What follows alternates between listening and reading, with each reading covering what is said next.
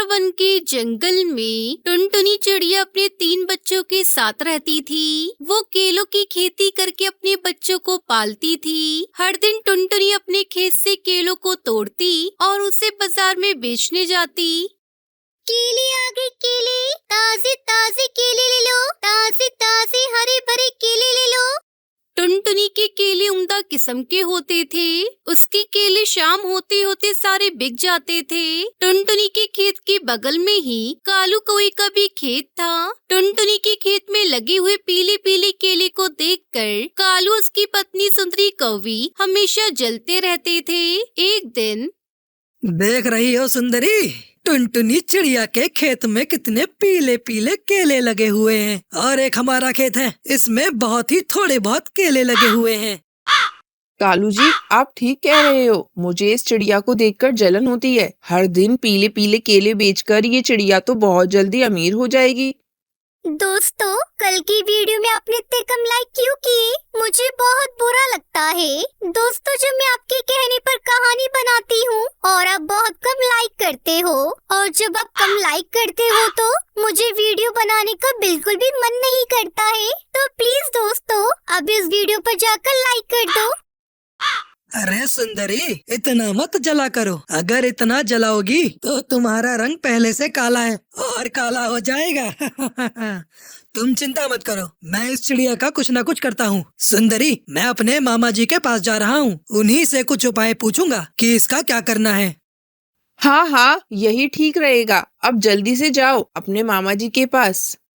इतना कहकर कालू कौवा अपने मामा कड़कनाथ सेठ के घर चला जाता है। मामा जी, अरे मामा जी, मैं लुट गया, बर्बाद हो गया। कल मुहे, इतनी सुबह सुबह तू मेरे घर आकर इस तरह क्यों रो रहा है? क्या हुआ? मुझे बता, कैसे बर्बाद हो गया? क्या लुट गया? तुम्हारा मामा है ना? वो टुनटुनी चिड़िया पीले पीले केले बेचकर अमीर हो रही है और हमारे केले का पेड़ सूखा जा रहा है। मेरा केले का पेड़ खाद खाए जा रहा है और पानी पिए जा रहा है, पर टुनटुनी चिड़िया के खेत जैसा केला नहीं दिख रहा। कुछ तो बताओ मामा जी, क्या करूं मैं ऐसा जिससे चिड़िया के खेत में पीले पीले केले खराब हो जाएं? मुझे उस चिड़िया को बर्बाद करना है मामा जी। अरे भांजे, थोड़ा सांस तो ले ले। मैं कुछ सोचता हूँ कि इस चिड़िया का क्या करना है। ऐसा कहकर कालू का मामा कुछ सोचने लगता है, फिर अचानक से चिल्लाता है, भांजे, सोच लिया, उस चिड़िया का क्या करना है। भांजे, तू फसल बर्बाद करने वाले कीड़े लेकर जा, उस चिड़िया के खेत में छोड़ दे। अरे मामा जी, ये क्या कह रहे हो? मैं कहाँ से पकड़ कर लाऊंगा फसल बर्बाद करने वाले कीड़े? पहले तू मेरी पूरी बात तो सुन ले। मेरा दोस्त है, उसकी दुकान पर फसल बर्बाद करने वाले कीड़े मिलते हैं। बस तुझे कुछ पैसे से उस फसल को बर्बाद करने वाले कीड़े को खरीदना है। ठीक है मामा जी, अब मैं घर जाता हूँ। सुंदरी मेरा इंतजार कर रही होगी। अगली सुबह कालू को अपने मामा के दोस्त की दुकान से फसल को बर्बाद करने वाले कीड़े को खरीद कर ले आता है और रात होने पर टुनटुनी के खेत में छोड़ देता है।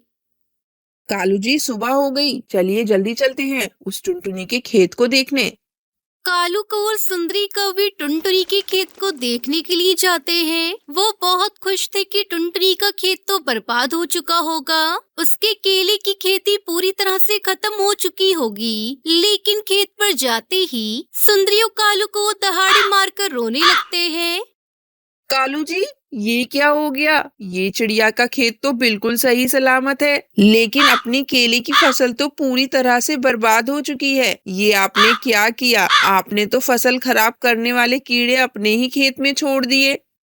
ऐसा लगता है रात के अंधेरे में मैंने फसल बर्बाद करने वाले कीड़े अपने ही खेत में छोड़ दिए। मुझे माफ कर दो सुंदरी। उधर जब टुनटुनी चिड़िया अपने खेत में पहुंची तो उसने कालू को सुंदरी कौवी को रोते हुए देखा और वो उनके पास पहुंची। क्या हुआ सुंदरी बहन, आप इस तरह क्यों रो रही हैं? अरे कालू भैया, आप भी रो रहे हो? और आपके खेत को क्या हुआ? कैसे आपकी फसल बर्बाद हो गई अचानक से एक ही रात में? मुझे बताइए ना, मैं आप लोगों की कुछ मदद कर सकूं। टुनटुनी मुझे माफ कर दो। मैं और सुंदरी मिलकर तुम्हारी फसल को बर्बाद करना चाहते थे, लेकिन भगवान को कुछ और ही मंजूर था। उल्टा हमारी फसल ही बर्बाद हो गई।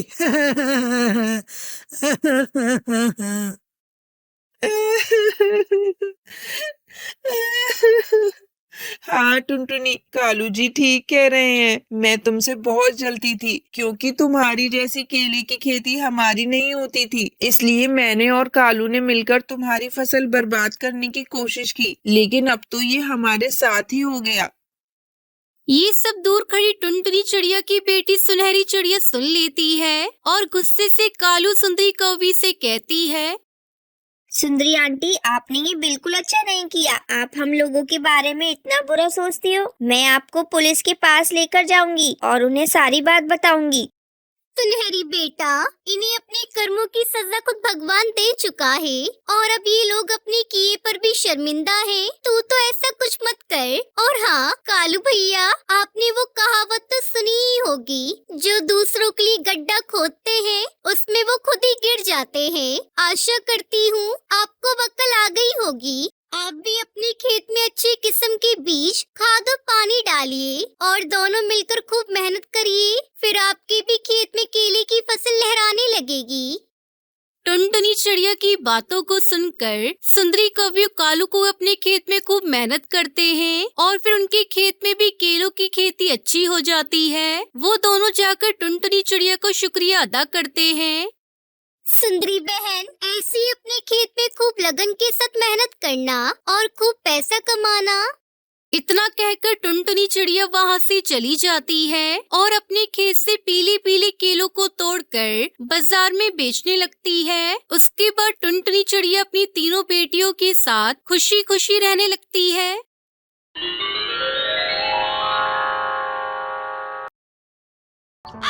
पिता के गुजर जाने के बाद टुनटुनी चिड़िया ने अपने पिता की चिकन बिरयानी की दुकान संभाल ली थी। टुनटुनी चिड़िया की दुकान जंगल के बीचों बीच थी, जहां टुनटुनी चिड़िया अपने हाथों से चिकन बिरयानी बनाकर बेचती थी। इन दिनों टुनटुनी चिड़िया का कारोबार बहुत चलने लगा था। एक दिन टुनटुनी चिड़िया अपनी दुकान में बैठी थी। उस समय उसकी दुकान में कई सारे ग्राहक बैठे बिरयानी खा रहे थे।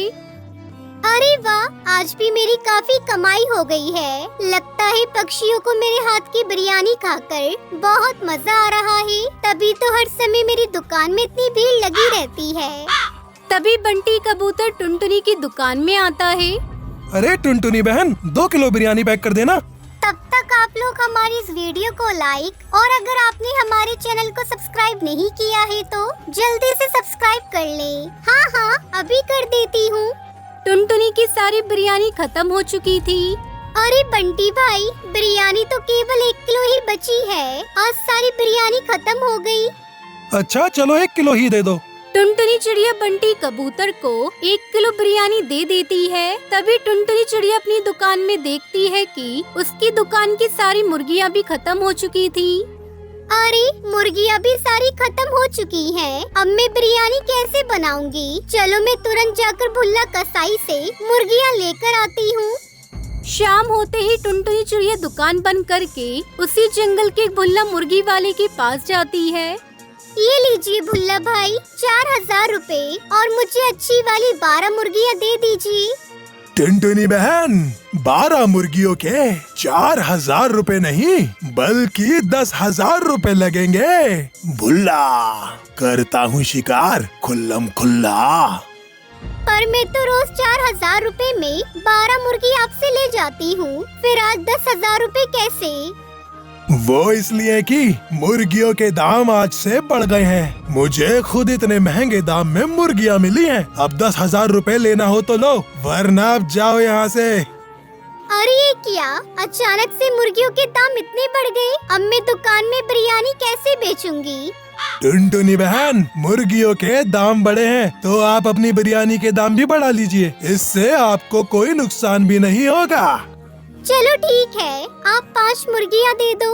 टुनटुनी चिड़िया 5 मुर्गियाँ खरीद कर अपने घर आती है। अगले दिन टुनटुनी चिड़िया अपनी दुकान के बाहर एक बोर्ड लगा देती है जिस पर लिखा था कि अब बिरयानी 1 किलो 400 रुपए की मिलेगी। ये बोर्ड पढ़कर कई सारे ग्राहक वहाँ से वापस चले जाते हैं। ये देखकर टुनटुनी चिड़िया परेशान हो जाती है। शाम तक टुनटुनी चिड़िया की दुकान में एक भी पक्षी बिरयानी खाने नहीं आया।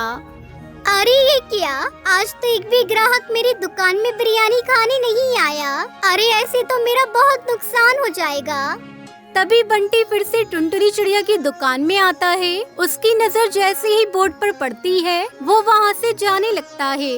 तभी टुनटुनी चिड़िया बंटी कबूतर को आवाज लगाती है। अरे क्या बंटी भाई, बिरयानी नहीं खानी है क्या? आपने बिरयानी के दाम अचानक से इतने ज्यादा बढ़ा दिए, ऐसे में कौन आपकी बिरयानी खाएगा? बंटी भाई, मुर्गियों के दाम बढ़ने से मुझे भी बिरयानी के दाम बढ़ाने पड़े। अब इसमें मैं क्या कर सकती हूँ? इतनी महंगी बिरयानी, बाप रे, मैं तो नहीं खा सकता। देखते ही देखते 2 दिन बीत जाते हैं पर अब तक टुनटुनी चिड़िया की दुकान पर एक भी ग्राहक नहीं आया था। अब टुनटुनी की बनाई सारी बिरयानी खराब होने लगती है और उसमें बदबू भी आने लगती है। अरे ये क्या हो रहा है? एक समय था जब ग्राहकों की लाइन लगी रहती थी और अब देखो मेरी दुकान में बिरयानी पड़े पड़े खराब हो रही है और एक ग्राहक तक नहीं आ रहा। चलो अब ये बिरयानी खाने लायक नहीं रही, इसे बाहर ही फेंक आती हूँ। दुखी होकर वो अपनी दुकान से बिरयानी उठाती है और बाहर एक सुनसान जगह पर वो बिरयानी फेंक देती है। बिरयानी फेंकते ही उसके पास कौवे मंडराने लगते हैं और उसको खाने के लिए वहाँ पर आ जाते हैं। अरे इतने सारे कौवे, मुर्गी से ज्यादा तो उनकी तादाद लगती है। तभी वहाँ भुल्ला कसाई आता है। टुनटुनी, एक तरकीब है मेरे पास, क्यों ना इन जंगली कौओं की थोड़ी जनसंख्या कम कर दी जाए। अब मुर्गा बिरयानी बनाना तुम्हारे बस की बात नहीं है, क्यों ना तुम कौआ बिरयानी बनाकर अपने दुकान में बेचो। बिरयानी में आधा कौआ रहेगा और आधा मुर्गा, इससे किसी को पता भी नहीं चलेगा कि बिरयानी में मुर्गा है या कौआ। भुल्ला, करता हूँ शिकार खुल्लम खुल्ला। हाँ भुल्ला भाई, ये सही रहेगा। अगले दिन टुनटुनी चिड़िया भुल्ला कसाई से 8 कौवे और 2 मुर्गियाँ ले आती है और सबकी बिरयानी बना दी और अपनी बिरयानी का दाम पहले की तरह रख दिया। ये देखकर पक्षी खुश हो गए। तभी बंटी कबूतर फिर से टुनटुनी चिड़िया की दुकान में आता है और वो टुनटुनी चिड़िया से बिरयानी मांगता है।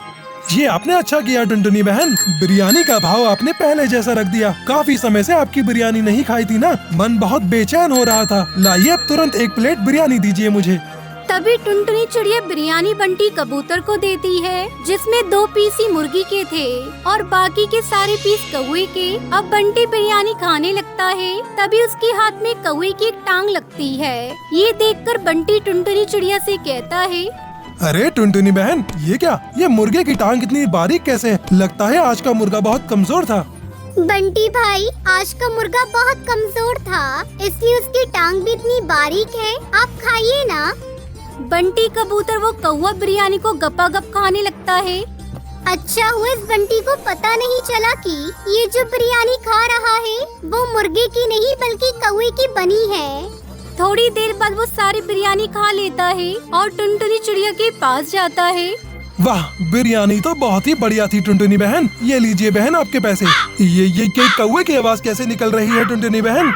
अरे बाप रे, इसके गले से तो कौवे की आवाज निकल रही है। कहीं ये कौवा बिरयानी खाने से तो नहीं हुआ? अरे ये क्या खिला दिया मुझे? ये कौवे की आवाज कहाँ से आ रही है बहन? अरे मैंने तो आपको चिकन बिरयानी खिलाई थी बंटी भाई। अरे तो कौवे की काव काव की आवाज कहाँ से आ रही है टुनटुनी बहन?